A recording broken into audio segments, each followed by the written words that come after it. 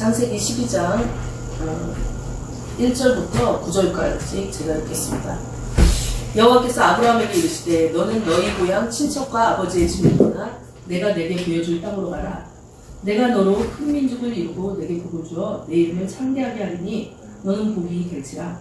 너를 축복하는 자에게 내가 복을 내리고 너를 저주하는 자에게 내가 저주하리니 땅의 모든 족속이 너로 말미암아 복을 얻을 것이니라 하신지라. 이에 아브라함이 여호와의 말씀을 따라갔고 롯도 그와 함께 왔으며 아브라함이 하란을 떠날 때 75세였다. 아브라함이 그의 아내 사레와 조카 롯과 하란에서 모든 소유와 얻은 사람들을 이끌고 가나안 땅으로 가려고 떠나서 마침내 가나안 땅에 들어왔더라. 아브라함이 그 땅을 지나 세겜 땅 모래 상수리 나무에 이르니 그때 가나안 사람이 그 땅에 거주하였더라. 여호와께서 아브라함에게 나타나 이르시되 내가 이 땅을 내 자손에게 주리라 하신지라. 자기에게 나타나신 여호와께서 그가 그곳에 제단을 쌓고 거기 베델 동쪽 산으로 옮겨 장막을 치니 서쪽은 베델이요 동쪽은 아이라. 그가 그곳에서 여호와께 제단을 쌓고 여호와 이름을 부르더니 점점 남방으로 옮겼더라. 아멘. 갈대아 우르에서 하나님의 부르심을 받은 아브라함이 자신의 고향을 따르면 하나님이 지시한 땅으로 가라라고 12장 1절에 우리는 볼 수 있습니다. 우리가 알다시피 이 우르라는 것은 초승달 지역, 우리가 고등학교 때 세계사에 보면 초승달, 비옥한 초승달, 메소포타미아 세계 4대 문명의 발상지 그곳을 말하는 거예요. 당시 이제 이 역사에서 찾아보면 이 우르라는 곳은 어떠한 굉장히 발달된 곳이었다라고 할 수가 있어요. 상업적으로도 발달을 했고, 이 우르에서 함무라비 법전이라고 해서 이것 또한 세계사 시간에 우리가 고등학교 때 배운 것을 보면은 이제 법도 이렇게 딱 이렇게 정해져 있는 그러한 나라예요. 그런데 그러한 상업이 발달하면 항상 따르는 것이 무엇이냐면 우상숭배였던 것이에요. 그것은 왜 그러냐면은 물질적인 그러한 어떤 풍요가 있으면서 사람들이 하나님 대신 물질에 어떤 사는 목적을 자신이 좀 더 잘 먹고 잘 사는데 목적을 두게 되는 거 말미암아 그 자신이 잘 먹고 잘 사는데 보조적인 역할을 하는 신이 필요했던 거예요. 그러면은 그런 말이 되면 사람들이 우상을 세우기 시작해요. 그래서 사실은 우상이 되게 많은 땅이었어요. 그래서 사람들이 생각하기를 왜 하나님께서 아브라함에게 내 고향 친척인 그 우르를 떠나 잘 사는 그곳이었고 그 아버지가 살던 고향이었는데 그곳을 굳이 떠나라고 했으니까 하나님 왜 그렇게 하셨을까라고 했을 때 우리가 추정해보기에 그 우르라는 땅은 하나님의 어떤 민족, 하나님의 성민이 살기에는 적합하지 않은 땅이었다라고 그렇게 추정을 해볼 수가 있는 것입니다. 그런데 하나님께서 이 12장 1절에 보면은 친척과 아버지의 집을 떠나 내가 내게 보여줄 땅으로 가라 이랬거든요. 그러니까 예를 들어서 저는 이제 이 본문을 말씀을 준비하기 전에 내가 가나안 땅으로 가라 그냥 이렇게 얘기를 했었겠구나 이렇게 막연히 이렇게 평소에 생각을 하고 있었는데 다시 연구를 위해서 봤더니 친척과 아버지의 집을 떠나 내가 내게로 보여줄 땅으로 가라 이렇게 얘기를 했어요. 그러면 아브라함이 이 떠날 때는 도대체 그 땅이 어딘지를 알 수가 없는 겁니다. 내가 내게 보여줄 땅이라고 하는데 이렇게 막연할 수가 있나. 그럼 우리가 이제 하나님께서 우리한테 어떠한 일을 할 때 지시를 하시잖아요. 너가 그 땅으로 가라, 여기로 가라, 뭐 이 일을 해라, 하지 말라 했을 때 우리가 신앙생활하는 우리들이 가장 헷갈려하는 것이 뭐냐. 도대체 이걸 해야 됩니까? 말아야 됩니까? 그 회사에 머물러야 됩니까? 말아야 됩니까? 그 교회에 가야 됩니까? 말아야 됩니까? 이거. 그러면서 우리가 생각하는 환경을 보고 우리가 가겠습니다. 환경이 열리면 하나님의 응답이니 그곳으로 가고 환경이 열리지 않으면 안 가겠습니다. 이렇게 하잖아요. 그런데 그게 아니었어요. 12장 1절에 보면 여러 가지 이제 그 지시에 대한 그런 내용들이 이렇게 하나님께서 이스라엘 민족과 동행하시면서 나오지만은 뭐 환경이 열려서 간 게 여기는 아니었던 거예요. 그러면은 그냥 주님께서 말씀하시기를 친척과 아버지 집을 일단 떠나, 첫 번째 떠나, 두 번째는 내가 내게 보여줄 땅으로 가라 이렇게 얘기를 한 거야. 비전을 먼저 얘기를 하신 거예요. 어디를 보고 알려준 게 아니에요. 뭐 어떤 무 목사님은 어느 땅을 보면 막 그 비전을 쫙 보여줬다고 그랬는데, 사실은 우리 하나님께서 그렇게 하는 경우도 있지만, 또 어떤 경우에는요, 그 땅을 먼저 보여주시고 지시하지 않는다는 것입니다. 그러면 2절을 보면은요, 하나님께서 비전을 먼저 제시해 준다는 거예요. 그 땅을 왜 가냐면, 왜 내가 그 땅으로 너를 보내냐면은, 내가 너로 큰 민족을 이루고, 내게 복을 주어 내 이름을 창대케 하기 위해서 그 땅으로 너를 보내는 것이야. 이렇게 얘기를 하는 것입니다. 그러면은, 정말 우리 인간은 지금까지 우리의 이성도 타락했다고 했잖아요. 우리 본성도 타락했다고 했잖아요. 이성이 왜 타락했습니까? 그 사이코패스나 이런 사람들 보면은 약간 이렇게 되게 이성을 통해서 어떠한 지능을 통해서 지능 범죄를 하지 않습니까? 그래서 이성이 타락했다고 하는 거예요. 아무리 높은 고관, 높은 관직, 좋은 명예의 자리, 돈 많은 어떤 곳에 있다는데 그 사람은 이성으로 싹 가리고 있을 뿐이지 그 사람의 속은 또 본성은 아닐 수 있다는 거죠. 그런데 그러한 어떠한 아브라함이 어떠한 생각이 있고 그런 아브라함이었다고 생각을 했을 때 그냥 하나님께서 내가 너를 큰 민족을 이루고 내게 복을 주어 내 이름을 창대케 하리라 요거 하나 믿고 갈 수가 있었느냐는 거예요. 우리가 이제 이러한 상황들을 막 생각을 했는 거예요. 그러면서 주님께서 이어서 얘기를 하시는 거예요. 너는 복의 근원이 되리라. 아니 어떻게 보면 우르 땅에서도 그 추정을 해보면은 아브라함의 아버지가 거기서 이렇게 우상 만드는 그것을 만들어 팔았다 이런 역사의 그것을 따라가 보면은 추정이 있듯이 얼마든지 먹고 살 수 있었을 텐데 굳이 다른 땅에 가서 큰 민족을 이루고 복을 주어 내 이름을 창대케 하면 넌 복이 될지라. 왜 그랬을까? 왜 아브라함이었을까? 왜 아브라함이었을까는 우리가 성경을 쭉 따라 올라가 보면은 아브라함의 계보가 결국은 세세로부터 나오는 그 계보였기 때문이다. 라고 이제 그것은 알 수 있지만, 그러면서 말씀하시는 거예요. 너를 축복하는 자에게 내가 복을 내리고, 너를 저주하는 자에게 내가 저주하리니, 땅의 모든 족속이 너를 말미암아 복을 얻을 것이다. 모든 족속이 복을 얻을 것이다. 저는요, 제가 아브라함이었으면요, 하나님께서 나한테 그렇게 나서 말씀을 하셨으면은, 아유, 내가 무슨, 이제 그 당시에는 하나님과 이제 얘기하는 좀 그런, 하나님이 직접 현현하시는 단계였죠. 내가 나같이 무슨. 근데 오늘날에도 주님께서 우리를 통해서 이런 얘기를 하실 수가 있다는 거예요. 사실은, 이제 큰 교회나 막 이런 데서 그 교회를 물론 다 그런 건 아니지만, 교회를 꾸려나가고 운영하기 위해서 어떠한 일들이 벌어집니까? 네 믿음의 분량에 맞게 행동하라, 막 이런 말씀들을 어떠한 성도들을 단합하고 규합하기 위해서 물론 이제 질서 유지도 필요하지만 그 말씀을 뽑아서 이렇게 하는 경우도 있어요. 그러나 하나님께서는 우리가 최대한으로 주님 앞에서 내 입을 크게 열라 내가 채우리라 라는 말씀같이 최대한으로 우리를 하나님께서 사용하시는 원하세요. 또 우리의 사는 목적이 우리가 최대한으로 사용됐을 때 그것이 하나님 앞에 영광을 돌리는 것이 됐을 때 엄청나게 하나님 앞에서 기쁨과 찬양을 올려드리는 그러한 영광의 일이 벌어진다는 것입니다. 그래서 아브라함을 통해서 최대한의 어떤 하나님이 일을 하시기를 원하셨던 거예요. 그러면서 아브라함이 무엇을 따라갔대요? 그러면은 옆에 사람 아버지나 형제들한테 그죠? 그렇게 이거 상의를 했을까? 여기 나오진 않지만 상의했을 수도 있죠. 왜냐면 아브라함이 이제 물론 노년이긴 했지만은 그래도 주변에 이제 자신들의 가족들이 다 있을 때는 상의했을 수 있죠. 그죠? 막 상의를 합니다. 그러나 가족의 어떤 해안도 가족의 어떤 지인들의 어떤 그러한 좋은 지혜도 하나님의 미련한 것보다는 더하지 못합니다. 하나님의 그 뜻보다는 더하지 못합니다. 왜냐면 하나님 모든 지혜에 완전히 하나님께서 그 위에 계시는 끝판왕 정말 아이들 말로 이지 않습니까? 그러니까 하나님께서 근데 아브라함이 무엇을 따라갔냐? 지도를 보고 따라갔을까요? 환경을 보고 아니요. 말씀을 따라갔고 정말 중요하죠. 말씀을 따라갔고 그러면 우리가 여기서 알아야 될 것은 무엇입니까? 말씀을 따라갔고 우리가 회사를 나와야 될 때, 회사에서 갈등이 있을 때 혹은요 교회를 나와야 될 때, 교회에서 갈등이 있을 때 또한 혹은요 또 가정에서 어떠한 내가 분가를 해야 될 때, 가정에서 갈등이 있을 때 아내 남편의 갈등이 있을 때, 자녀와 갈등이 있을 때 무엇을 따라가라는 얘기입니까? 말씀을 따라가라는 얘기입니다. 주의 말씀은 내 길에 내 발에 비추고 내 길에 등이십니다. 내 발에 등이십니다.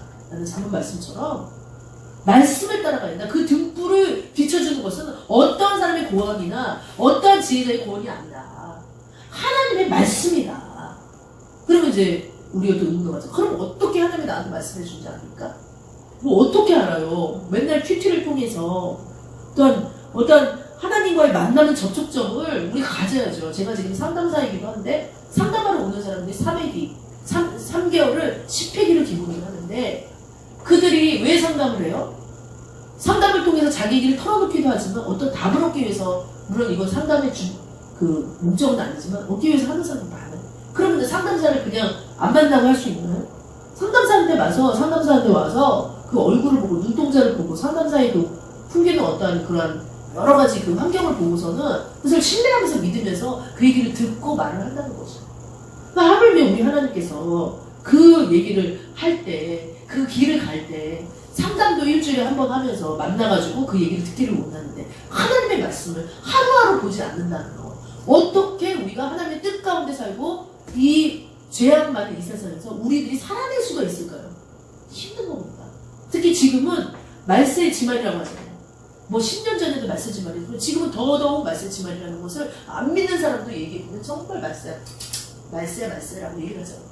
정말 유튜브를 보면은 얼마나 이게 정말로 이 소돔과 고모라 같은 땅에 이 어둠이 파묻힌지 여러분들 다 이미 알 수가 있어요. 너무나 마음 아픈 거죠. 젊은 친구들이 잠깐 다른 얘기지만 동성애에 빠져가지고요. 뭐 우리 아들이 며칠 전에 와서 그 얘기를 하더라고요. 어머니는 왜 상담사인데 동성애에 대해서 이렇게 비판적이십니까? 제가 사실은 이제 그 상담센터 기간에 있다가 작년에 나왔는데 이유도 하나 있어요. 왜냐면 상담사들은요 중립적인 입장을 취하게 돼 있어요. 동성애에 대해서 그거 하는 거에 대해서 네가 옳다 그러다 얘기를 못하게 돼 있는 거예요. 그냥 경청만 할 뿐. 근데 참 괴로웠던 것입니다. 말씀은 진리고 진리는 뭐예요? 하나의 말씀. 진리는 참이에요. 거짓이 아니에요. 그 진리를 얘기하고 싶었지만 입을 다물었어야 하는 그러한 저희 심정이 있었던 거죠. 그런데 진리를 얘기해요. 상담사 이전에 진리를 얘기해야 됐기 때문에 옳지 않다랍니다. 그러나 동성애를 하는 그분들이 죄는 미워하는 사람은 미워하지 않죠. 그들을 긍휼히 여겨야 되는 거죠. 동성애라고 해서 그들한테 돌을 던지는 것이 아니라 죄는 미워하되 그들이 하는 행동은 옳지 않아. 하나님께로 돌아올 수 있어. 하나님만이 치유할 수 있어 라고 얘기를 해줘야 되는 거지. 죄는 미우니까 너네 동성애들 다 싸잡아가지고 니네들 다 미워 이건 아니죠.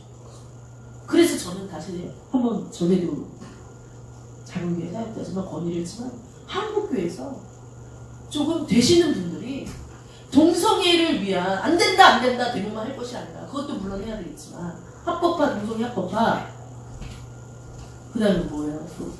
그 차별금지법. 왜 차별금지가 굉장히 말로는 좋은데 왜 그것을 반대를 해야 되냐. 그 안에 동성애자들에 대한 어떤 성소수자에 대한 성소수자라고 이름이 바뀌었죠. 성소수자에 대한 어떤 인권에 대해서 차별하지 말라 이거예요. 그래서 차별금지법을 많은 그 교회에서 반대를 하는 거예요. 왜 차별금지법을 반대하냐. 왜 그걸 써놓냐라고 했을 때. 그런데 우리가 그것도 중요하지만 더 중요한 것은 뭐냐. 우리는 교회에서 특히 되시는 교회에서는 동성애 성소수자, 동성애 싫다면 성소수자들을 위한 돌이킬 수 있는 옛날에 뭐 이제 제가 이제 새롭게 하소나 이런 거 가져드리면 에스더 선교회다 이런 것이 있어요. 주로 이제 막 그 팔랑가 뭐 이런 그런 데서 지금은 아닐 수도 있지만 일하시는 유흥업소에서 일하시는 분들이 팔랑가라는 말은 취소할게요. 죄송합니다. 유흥업소나 이런 데서 일하셨던 분들이 주로 이렇게 했던 그러한 선교회가 있듯이 성소수자들을 위한 정말 처음에 들어갈 때는 홍심으로 들어가고 처음에 들어갈 때는 그냥 뭐 유튜브 보고 들어가고 처음에 들어갈 때는 뭐 잘못해가지고 다른 사람이 나한테 피해를 입어서 들어간 그 성소수자 그 길로 들어갔지만 나중에는 이미 그 선악과에 그것을 따먹지 말라는데 따먹었을 때 그 맛을 알아버린 것처럼 이미 그 뿌리 박힌 그 쓴뿌리를 알아버린 그 사람들에 대해서 치유할 방법을 한국교회는 생각해야 될 줄 믿습니다. 지금이 말세니까 말세니까 동성애자는 우린 다 반대야. 싫어 하면서 그 사람들 앞에서 막 피켓을 들고 그 사람들 앞에 가가지고 막 너희들은 마귀야. 그 사람들이 마귀가 아니죠. 그들 뒤에 역사하는 그들이 마귀인 거죠. 그들은 그 도구로 사용되고 있어요. 그걸 모르고 있어요. 그들이. 너무 불쌍하지. 그들을 위해서 성소수자, 자기네들 그렇게 말하려고 동성애자를 위해서 교회에서 많은 그 돈을 교회를 늘리고 건물을 짓는 데 쓸 것이 아니라 그런 데는 작은 교회 갈 수 있도록 그 운동을 하시고 교회에서 그러한 사람들을 위해서 뭐 사마리아 성교회라든지 뭐 이름은 뭐 좋습니다. 무슨 성교회? 소돔 성교회. 뭐 성교회 이름을 지어가지고요. 그들 가운데도 하나님 믿고 동서에서 빠져나오길 원하는 사람들 많습니다. 제가 알기로는 그 요나 목사님인가요? 그분들 금성애자인데 그것을 하는 걸로 알고 있는데 그들을 따뜻하게 품어줄 성교회 하나 마련해 봅시다라는 거예요. 지금이 말쓰니까 동성애자들은 당연히 퇴치해야 되고 우리는 동성애를 달라 우리는 마음속으로 동성애 안 된다요? 솔직히 말해서 중고등학교 되면요 남자가 남자를 여자가 여자를 좋아할 수 있는 일들이 사실은 비일비재하게 그 과정 가운데 성장 가운데 있을 수 있어요. 그러나 우리는 그 길을 택하지는 않았던 거죠. 그러니까 어떻게 보면 우리는 다 죄인인데 마치 본인은 동성애자 아닌 거죠. 그러나 저는 염한성 원장님이나 이 성을 모르겠는데 요나 목사님 하는 그 운동도 저는 추천해요. 동성애 해악에 대해서 동성애를 했을 경우에 그들의 몸에 일어나는 일들에 대해서 정말 그것은 우리가 듣고 경악하고 그것을 위험성이 있어요. 그러나 그들을 정말 단호하게 공의롭게 그들의 잘못에 대해서 깨우쳐주게 하되 돌아오기를 원하는 사람을 외면하지는 말아야 된다고 생각해요. 그런데 참으로 어려운 일인지는 압니다. 왜냐하면 누룩이 빵 한 덩어리에 퍼져서 온 그 교회를 더럽히는 거죠. 정말 누룩과 같은 존재가 있는 거예요. 누룩이 들어간 빵이 어때요? 맛있잖아요. 누룩 없는 빵보다는. 그럼 맛있는 그 빵에 우리 인간은 금방 오염되기 쉽기 때문에 사실은 그들을 품는다는 게 쉽지 않은 일, 오히려 배척하는 일이 쉬울 수도 있죠. 쉽지 않은 일인지 압니다. 그러나 큰 교회에서는 기관에서는 그런 일을 반드시 저는 해야 된다고 생각해요.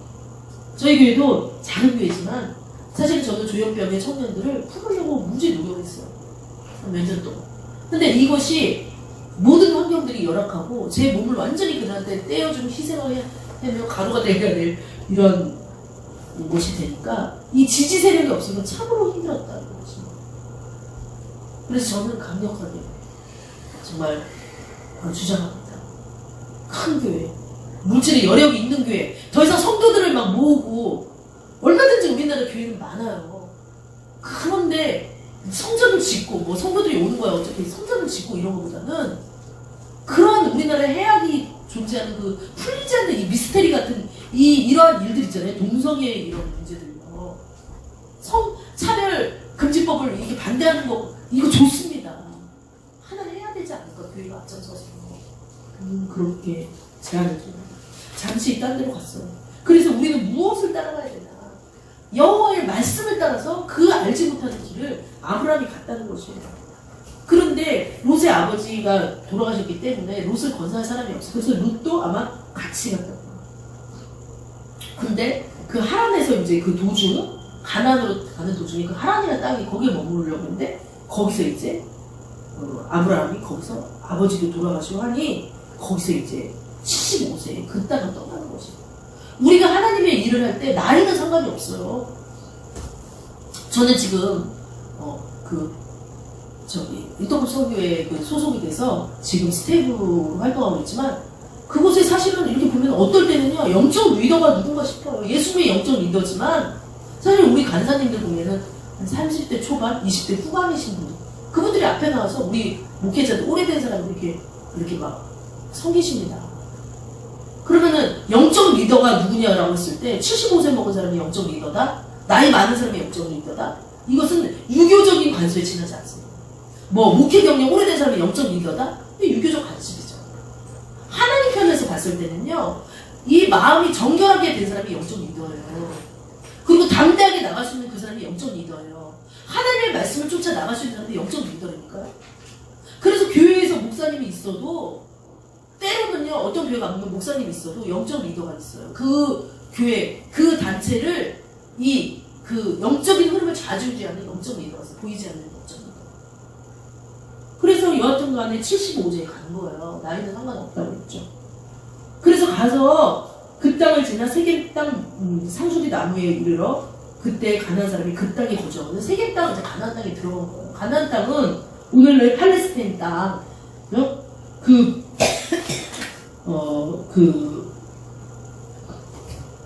이집트와 시리아 사이에 놓여 있는 그 땅.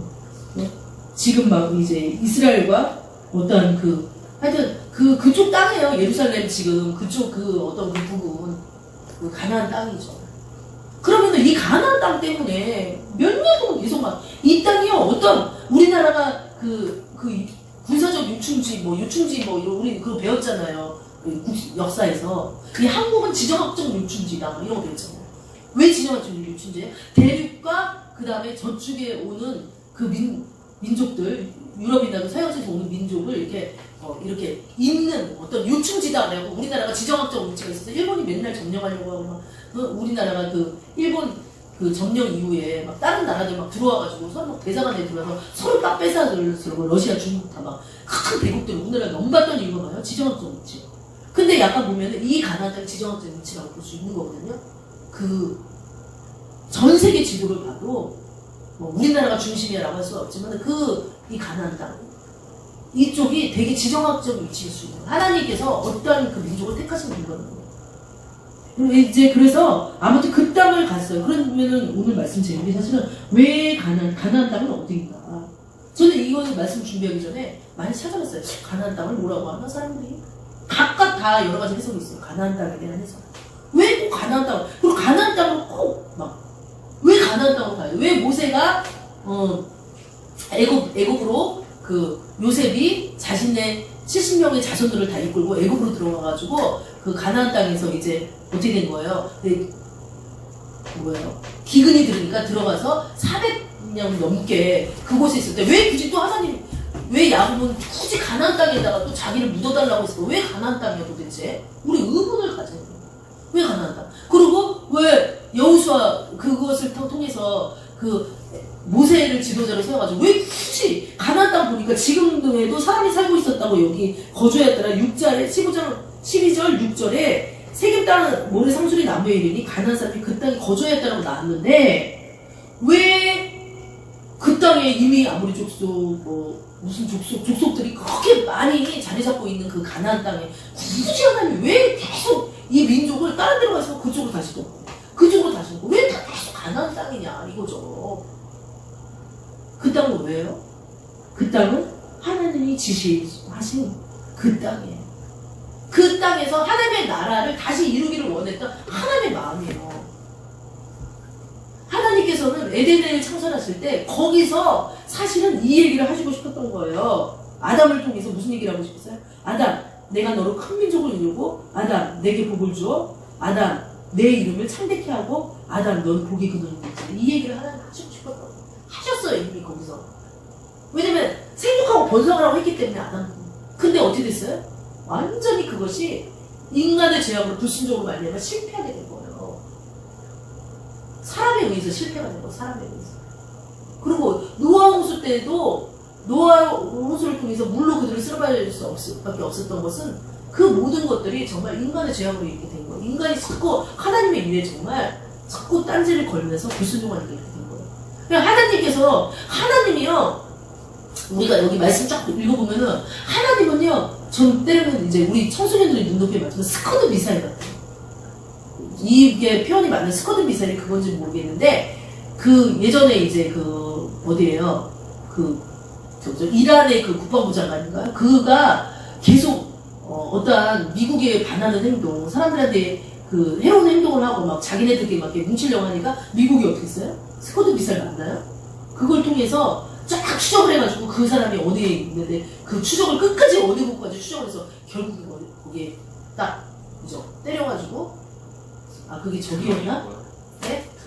드론으로 그렇게 했다는 거죠. 하여튼 옛날에는 미사일이었지만 드론으로 그렇게 공격을 했다는 거 아니에요. 드론에 확실히 모르겠지만 거기에 미사일이 달렸나?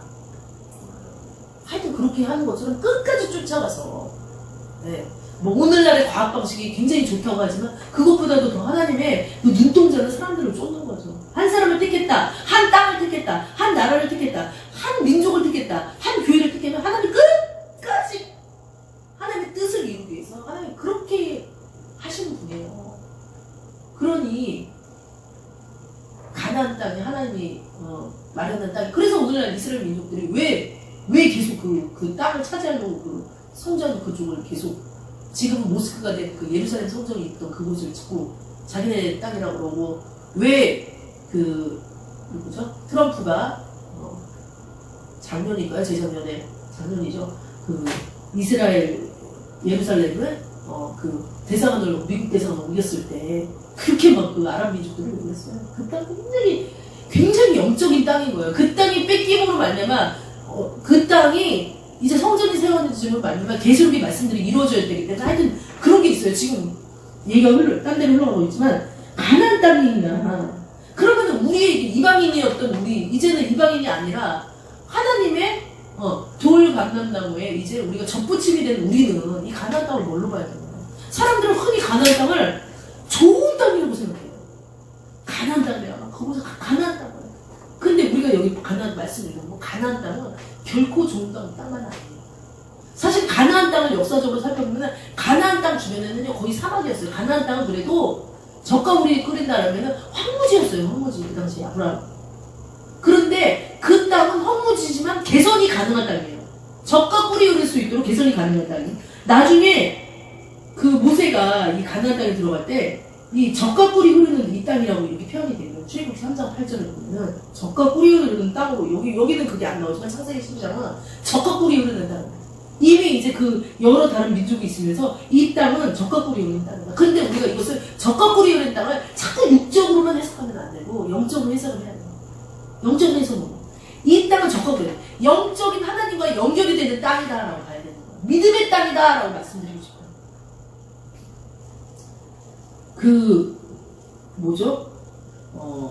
그 히브리서 11장에 보면 믿음으로 가나안 땅으로 들어갔다고 아브라함이 얘기했어요. 믿음의 땅이다 가나안 땅. 그럼 우리가 생각했을 때 가나안 땅은 예를 들어서 우리가 대학 시험을 보는 사람이 나 가나안 땅은 나는 연대야 고대야 고대 나는 서울대야 서울대 이게 가나안 땅입니까? 그렇게 응답받는 건 하나님의 응답이 아니에요. 예를 들어서 나는 서울대 가고 싶은데 하나님이 고대로 가라고 해요. 그럼 하나님이 왜 고대로 가야 됩니까? 고대에는 나의 백성들이 왔는데 그들이 신앙생활을 생활하기 어려워. 그곳으로 가라라고 했을 때 그곳이 가나안 땅인 거예요.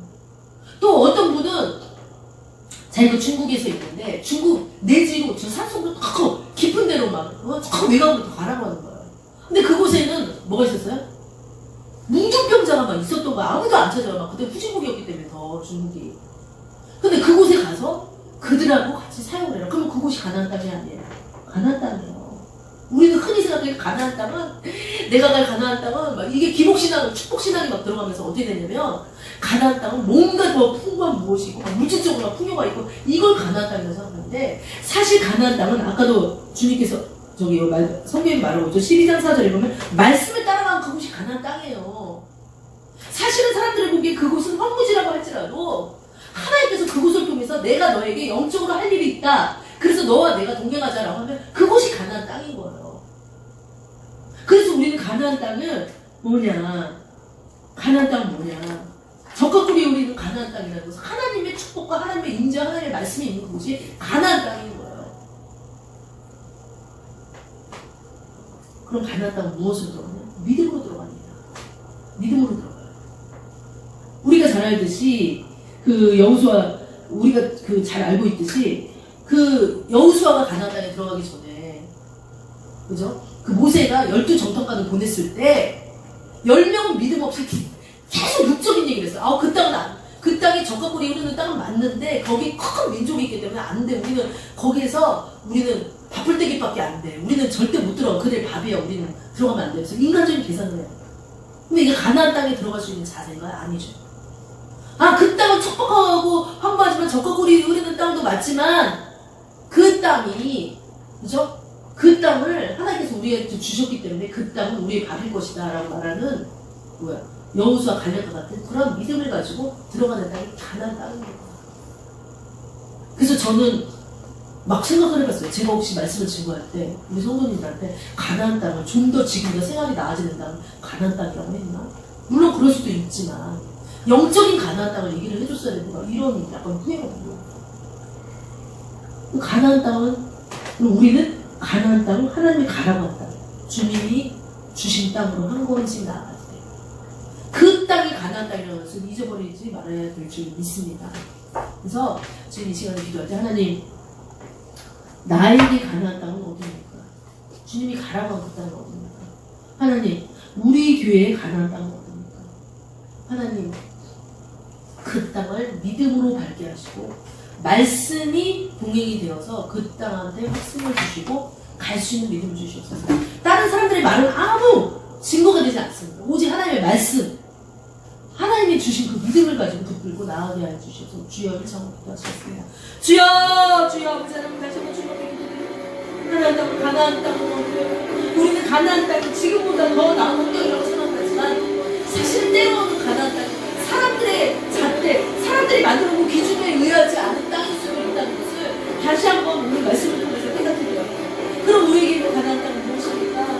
하나님 아버지 그 땅으로 들어가게 하여 주시고요. 또 지금 이곳이 가나안 땅이라면 정복할 수 있도록 주님을 도와여 주시옵소서. 우리에게 있는 가나안 땅은 무엇입니까?